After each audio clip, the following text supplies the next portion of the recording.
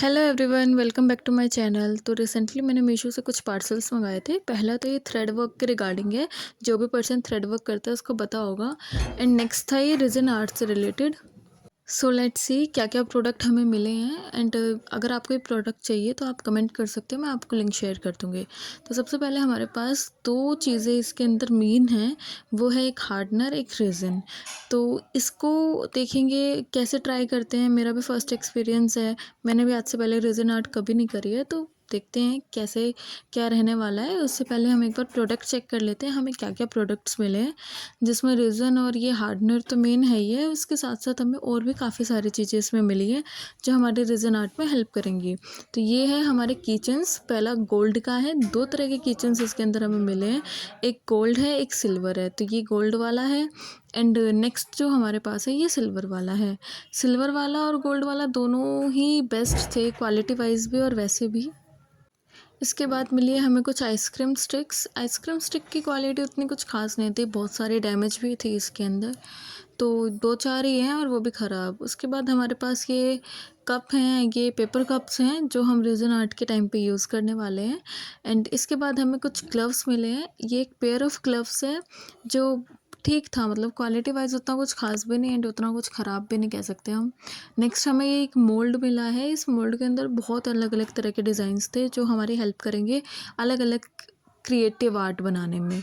तो बहुत अच्छा लगा। सिलिकॉन का है एंड बहुत ना सॉफ्ट टाइप कह सकते हैं।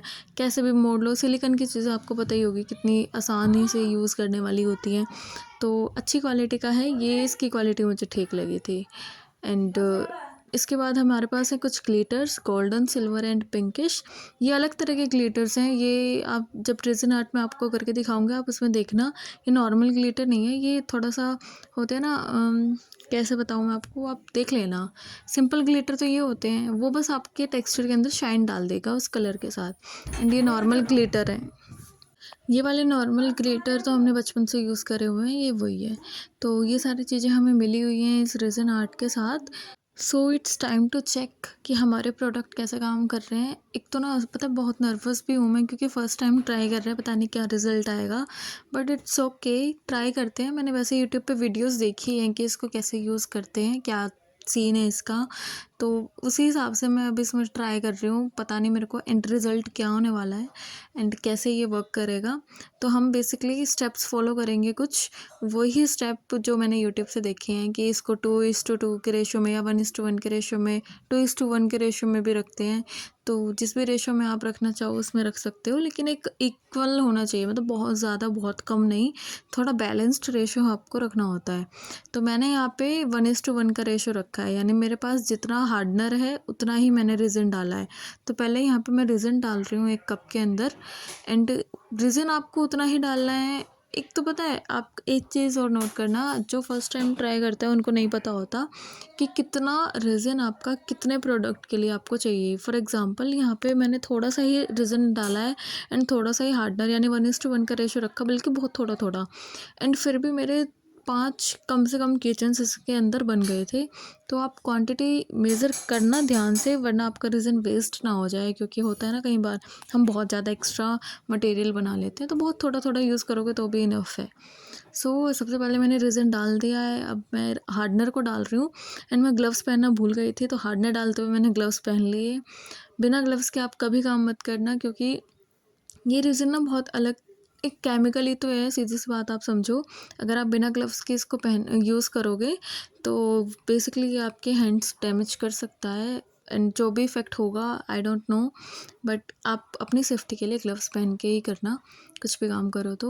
सो अब मैंने सेकंड कप लिया है। सेम कप में मैं मिक्स नहीं कर रही हूँ, क्योंकि फिर रेशो का पता नहीं चलता कितना कम ज़्यादा हो गया।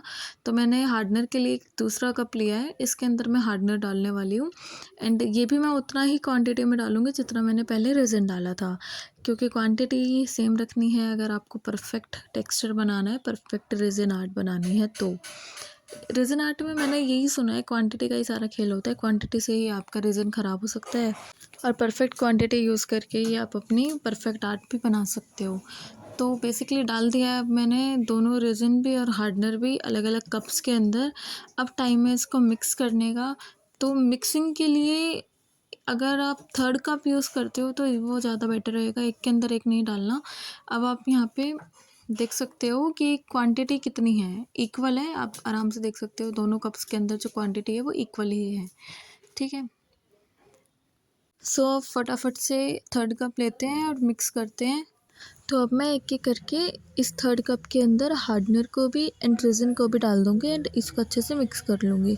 तो ये जो पोरिंग का काम है ये आपको बहुत ध्यान से करना होगा एंड आइसक्रीम स्टिक की हेल्प से आप जितना भी रेज़िन है वो सारा अच्छे से निकाल लेंगे, ठीक है। एंड थर्ड कप में डाल देंगे क्योंकि फिर वो रेशो डिसबैलेंस होने के चांसेस रहते हैं। तो हार्डनर के बाद मैंने रेज़िन भी डाल दिया है एंड मिक्स कर लेंगे इनको।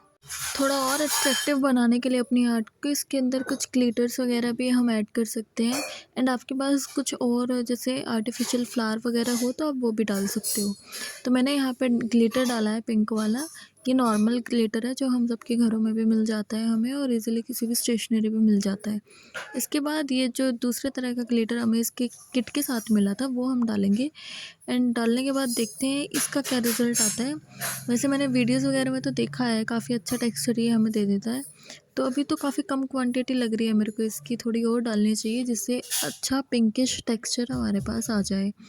तो अभी मैं थोड़ा और डाल देती हूँ इसके अंदर, तभी ये थोड़ा अच्छा दिखेगा। अब मैंने इसके अंदर थोड़ा और डाल दिया है, अब देख लो कितना प्यारा ग्लोइश पिंक है ये, है ना, बहुत ग्लो कर रहा है और शाइन भी करेगा आर्ट वर्क के अंदर।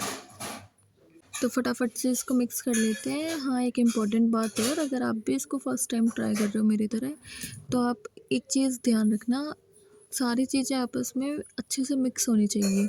हार्डनर, रेज़िन, जो भी मटेरियल एक्स्ट्रा आप इसके अंदर डाल रहे हो, फॉर एग्ज़ाम्पल फ्लावर या ग्लिटर या कोई भी पेंट, तो ये सारी चीज़ें आपस में बहुत अच्छे से मिक्स होनी चाहिए, तभी आपका जो रेज़िन आर्ट बनेगा वो अच्छा बनेगा।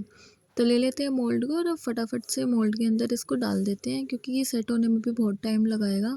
तो फटाफट से इसको डालते हैं। तो आप देख लो ये कितना थोड़ा सा है लेकिन फिर भी हमारे पास कितने सारे आर्ट वर्क्स बन जाएंगे। तो सबसे पहले मैं हार्ट शेप के अंदर इसको डाल रही हूँ और इसको ना बीच बीच में थोड़ा सा सेट भी करते रहना, क्योंकि जो हमारा किचन के लिए होल है यहाँ पे दे रखा है, तो वो अच्छे से कवर अप नहीं होगा तो फिर कोई फ़ायदा नहीं है बनाने का। तो बहुत अच्छे से ध्यान से इसको आप फिल करना एंड ज़्यादा ओवर फिल भी मत कर देना, नॉर्मल ही रखना। तो फटाफट से सारे शेप्स के अंदर जितना भी हमारे पास लिक्विड बचा हुआ है वो सारा फिल कर देंगे। एक बार की थोड़ी सी लिक्विड से ही हम काफ़ी सारे शेप्स बना सकते हैं अलग अलग। तो जो भी लिक्विड बचा था मैंने वो सारे में फिल कर दिया है और मेरे पास ये 5 शेप्स बन के रेडी हो गई हैं। अभी लेकिन एक चीज़ का आपको ध्यान रखना है, ये जो रेज़िन है ये ड्राई होने में कम से कम भी 2 दिन का टाइम लेता है प्रॉपर ड्राई होने के लिए। तो छोड़ देते हैं इसे ड्राई होने के लिए, मिलते हैं नेक्स्ट वीडियो में।